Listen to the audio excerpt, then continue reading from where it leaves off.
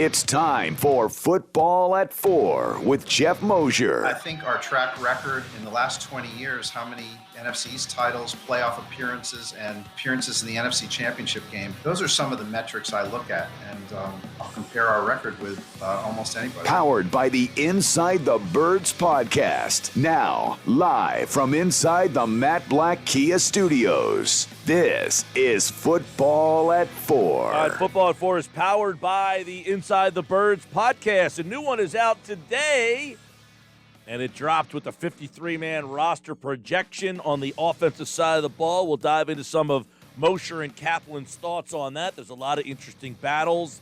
And, of course, Geoff Mosher is here on a Monday edition. You know, a lot of people are trying to give the comparison of what Ben Simmons is going through right now to the kind of stuff that Carson Wentz went through last year, Motion. Wentz was a guy who, man, he just did not look like the same player, similar to what we saw in these playoffs here. Just two guys that maybe just mentally didn't want to be here anymore. Yeah, I think there's maybe some fair comparison on that. I think the bigger difference is that this is kind of an extension of what we've seen from Ben over the years. Now, I'm sure if we go back and look at box scores from Sixers playoff games last year, the year before, and before that, we saw a little bit more fourth quarter damage done by Ben from a scoring standpoint. Not a shooting, but maybe a scoring standpoint. It definitely feels like there's been a regression this year where he's just now a non-factor on the offensive end, especially later in the games. Whereas Carson, we kind of thought at the end of 2019 he had snapped out of a slump, picked it up, and then he went into 2020, and obviously each game was progressively worse and worse and worse. And obviously his feelings about the organization had changed along the way, and, you know, who knows where Ben is at mentally. But definitely some comparisons in kind of like elementary things that are part of the game. Like you think about Ben just passing up a wide open shot last night underneath the basket to Maxey, right, who gets fouled and doesn't make one of the free throws, to Carson's inability to maybe throw a simple check down at times, or just, you know, that play against Dallas where he drifted out of the pocket for 10 seconds and then still took a sack and fumbled. And it's like, you're just missing out on some really obvious stuff here, Carson. There's something going on between the ears that is hard for us as either media or fans to really understand. Yeah, I know. You wonder, like, I don't know, like, do you get to a point where you just don't want to be somewhere or in that moment anymore, and, you know, you just mentally are not there, and then obviously if you're playing at that high of a level, that is exposed. Like, your mindset exposes that you don't want to be there, and that's what your thoughts are, even though you're not saying that verbally. Yeah, that's a great question. And it almost provokes the question from Carson's side, like, was there a point last year where he knew he was not coming back? Was it right after the benching, or was it when he didn't get the job back the next week? And because he was benched and never got back, I don't think we ever got to see what a Carson Wentz who was completely checked out would play like. I don't think he was checked out before the bench. I think he was just playing worse and worse and hit and things around him were apart. And he will never know probably, but you part of it. I'm just waiting for this thing to end. Right. I don't know. I don't feel like that's in the competitor's mentality. Not a guy like Ben. I think there's probably more to it as far as being scared, not wanting to go to the line, just being exposed out there as opposed to checking out. But there's something that's got to be comparable in the mindset somewhere along the lines. Yeah, and you mentioned the fact of where, he got benched, Wentz did. And I wonder if that's kind of like a parallel to what happened. Now, we never saw, as you mentioned, Wentz after the benching, but, the coach is sticking up for you. He's standing behind you to the point where he just can't do it anymore, and he finally benches Simmons in this series, similar to what the Doug Peterson. I mean, he stood up for Wentz as much as he possibly could until it got so bad that he almost would lose credibility with the team if he didn't make the move. Yeah, I agree. And it looked bad. I think it looked bad from Doc Rivers' standpoint to kind of question question the question. I think it was Kevin Kincaid who asked the question Yes. about a week ago. Would you consider taking this guy off? And look, I think if I were in Doc's position, and it's easy for me to say, I don't want to give away my strategy. So I might say something like, Ben's an important player. I can't imagine not having Ben out there when we need him the most. Something more diplomatic than what kind of insane, crazy question is that? And then you actually do it like 3 days later and then for the rest of the series. So I think that it made Doc look bad. With Doug, I felt like, he was trying as hard as he could to defend Carson, without attacking the media. But then he got into a point where he did criticize Carson a little bit, and then he got some blowback for that. So I don't know if there's a right answer. I do think that there's probably something to looking at, like, you've got the Markelle Fultz situation, you've got the Ben Simmons situation, you have Carson Wentz, you have Adam Hazley. Like, they're not all identical, but there's some fingerprints in there of all just not being able to handle the fishbowl. And I wonder if there's something bigger to that, if that's just because social media has made it almost impossible for an athlete to have a flaw these days. I don't know what it is, but it does seem like we're seeing a little bit more of athletes kind of going through things, and the discussions of mental health coming to the forefront now because of it, that we probably did not talk about or see or have awareness about, say, 10, 15, 20 years ago. All right, you guys on the latest edition of the Inside the Birds podcast with Adam Kaplan and Geoff Mosher here for Football at 4, kind of looked at the offensive side of the ball, this 53 roster projection. So let's kind of jump down the list a little bit of some of the interesting battles, because there's a lot. We kind of have gone over some of them, but, they just add Nick Mullins to the roster. We would imagine that all three of these guys will be here. Do you think Mullins will be around? It's an interesting conversation that Adam and I had, almost a debate, because there's really no reason for Nick Mullins to make the 53 as long as Jalen Hurts and Joe Flacco are healthy. Nowadays teams keep two quarterbacks, and they're pretty good with that. And if they want a developmental guy, they keep him on the practice squad. But this is a unique situation because Nick Mullins was basically a starter last year. He was forced into a starting role because of an injury to a starter, but he's played. He started a lot of games. You don't usually have a third-string quarterback with as many starts as Nick Mullins has, and so I only kind of leave the door open because the Eagles tend to be surprising with their quarterback decision-making, and they're always talking about wanting to look for that next cheap backup. Ever since they drafted Jalen Hurts, they've been on that. And obviously, Flacco's only going to be here for a year, you would think, and if Jalen Hurts cements the job, or if somebody else, if it's going to be Deshaun Watson or somebody else, they're still going to need a cost-efficient backup, and that's where Nick Mullins comes in. And if you cut the guy at the end of camp, you do wonder, because he's a quarterback who has experience, if you risk then losing him off waivers to another team. Right. So, I'm not ordinarily, Mike, I would say, look, it's a nice story, but why would you keep him as a third quarterback? But again, the Eagles tell you that they value that position to the point where they'll do unconventional things. And so I can't slam the door on Mullins making the team. I think the running back one's interesting. So you've got, four guys after Sanders who essentially do a bunch of different things. You've got Boston Scott, Kerryon Johnson, Kenny Gainwell, and Jordan Howard. Do you look at it as, of course, it's going to be Scott. Sanders. Is Scott and Gainwell in a battle, and Kerryon Johnson against Jordan Howard in a battle, and the winner of those two advance on, or do they keep four of those guys? How do you see running back? Well, first of all, Mike, I love this about Eagles training camp, because there are so often jobs are already taken, and not just starting jobs, but even number two jobs at a lot of positions each year. You know who that person's going to be. I love the fact that right after Miles Sanders, this thing is like you toss it in a blender and you have them all compete, as Nick Sirianni says, and may the best men win, right? And I think that's what's awesome about it. Adam tended to think, and listen, our thoughts can change on this in a minute, but I believe that there was a pathway to both Kerryon Johnson and Jordan Howard making the team as backups, as numbers 2, number 3, and then Gainwell, obviously, as a rookie, being number 4.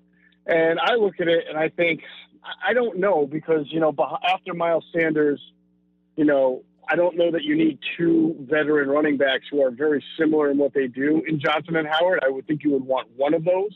And then after that, you've got Gainwell, who could be more of a pass-catching back and a route running back, who you might like and you want to get on the field. But if he's not doing well, or if he gets hurt and you still want that element, I think Boston Scott is closer to giving that to you than Jordan Howard or Miles or Kerryon Johnson. Although Kerryon does catch the ball well, I don't know that he lines up like a slot receiver and does those kind of things. So that's why I would look at it now and I say I don't see how Jordan Howard and Kerryon Johnson both make it, but Adam says he thinks he can see a pathway, and that's the beauty of this all. We'll have to see what the coaches are thinking. Yeah, and I think that spot's interesting. We know wide receiver is going to be crazy, and I guess the big target will be on J.J. Arcega-Whiteside. How many locks are there? I mean, Smith, Rieger, Fulgham, you're given three spots, and of course you got Ward, you got Hightower, you got Watkins. I mean, this one's is oozing with storylines. Yeah, I mean, to me, and Adam thinks this way too, you could pretty much lock up four spots. That's Devontae Smith, that's Jalen Reagor, that's Greg Ward, and Travis Fulgham. And we only say pretty much is because you never know about Fulgham. He'd have to fall completely flat on his face in training camp, I think, to lose that job or lose a spot. Because what weeks last year, it's not long. I mean, he has very good skill set. He has good size. He plays the X. He has very good football intelligence, Mike. He really understands how to set up his routes well. What happened to him last year was a case of not being ready for that moment when the moment came.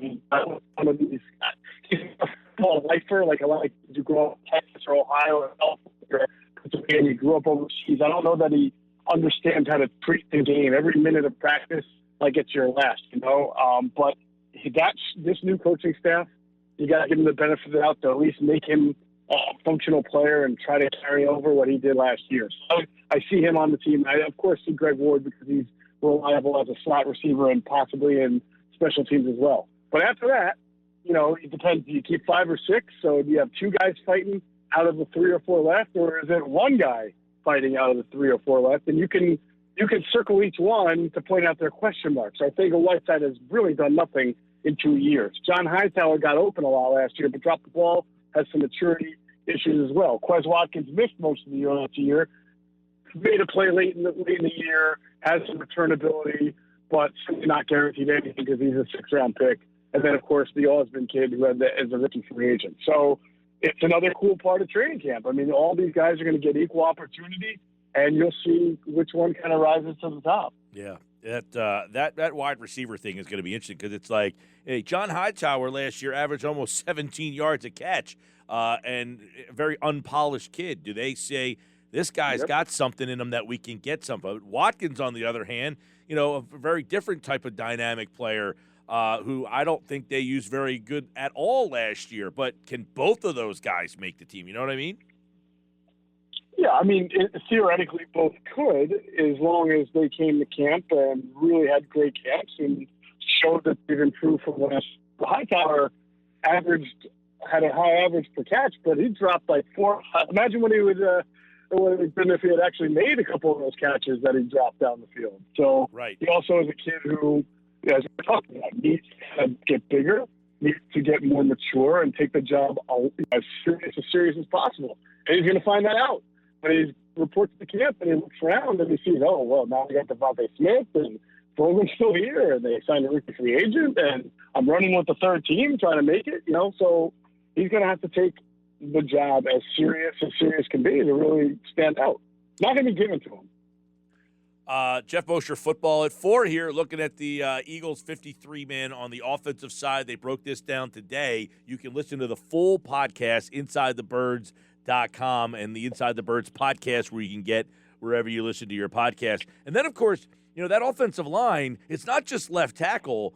I guess there's a lot of depth positions here that are going to be interesting as well. We all know Mailata Dillard is the main event there. But, the depth on this offensive line is going to look a lot different this year.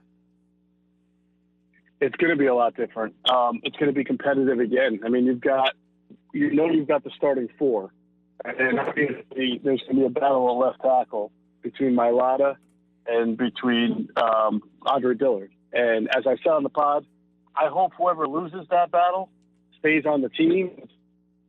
Yeah, we'll try to reconnect with Geoff there. You're just kind of breaking out, but the one thing we're talking about with that, we all know the Dillard versus Mailata thing is going to be a big. But we talked about how different this offensive line.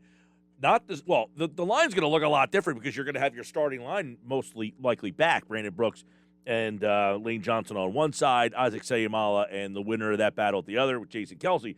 But the backup unit's going to have a lot more depth and talent and experience than they had in the past, where you're going to have Nate Herbig now with some starting experience behind him, Jack Driscoll, Landon Dickerson. And then I would imagine that the rest of the spots are kind of up for grab. I don't know that Matt Pryor makes this team again.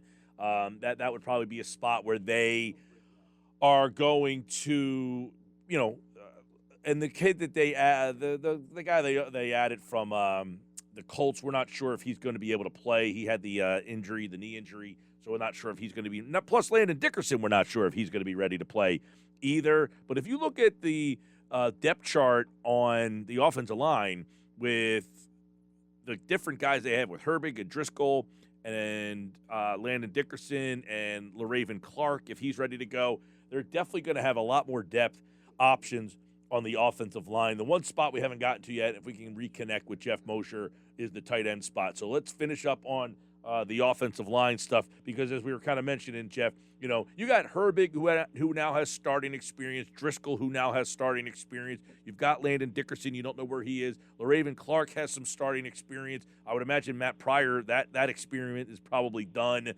So it's going to have the look. The line's going to have a different look for positive reasons because you're getting guys back healthy, and that's a good thing.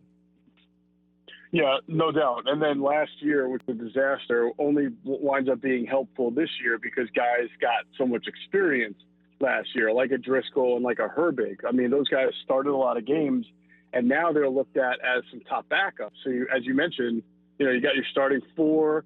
Whoever wins the left tackle job is 5. Whoever's the backup is 6 from that. And then Dickerson, I heard you talk about him, that he's obviously going to be on the team. I'm sure he's going to be, well, I'm not sure, but it's my understanding he should be healthy enough to go by the season opener. That would be 7.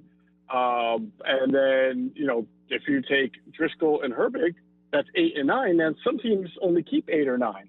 So I don't know that there's a real opening for anybody else to really make the team unless there's a move made or an injury that happens.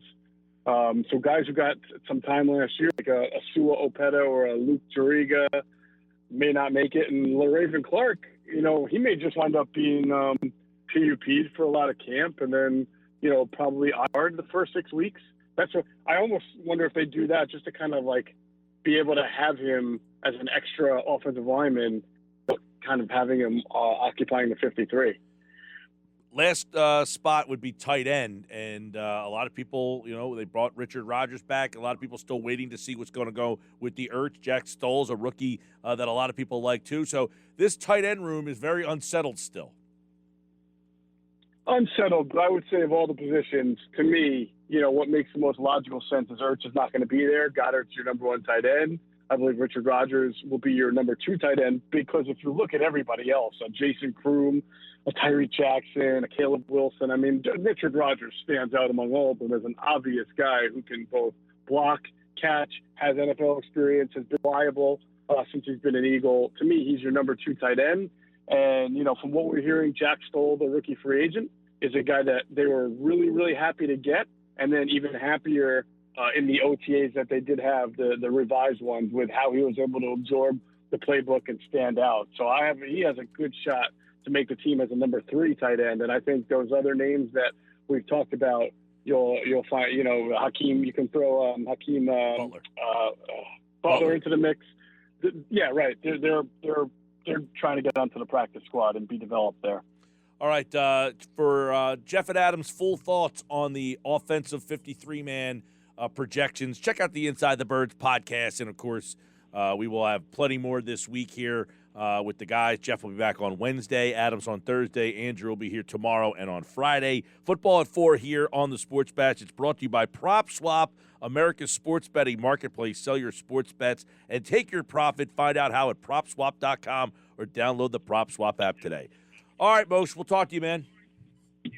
All right, Mike. Have a great one.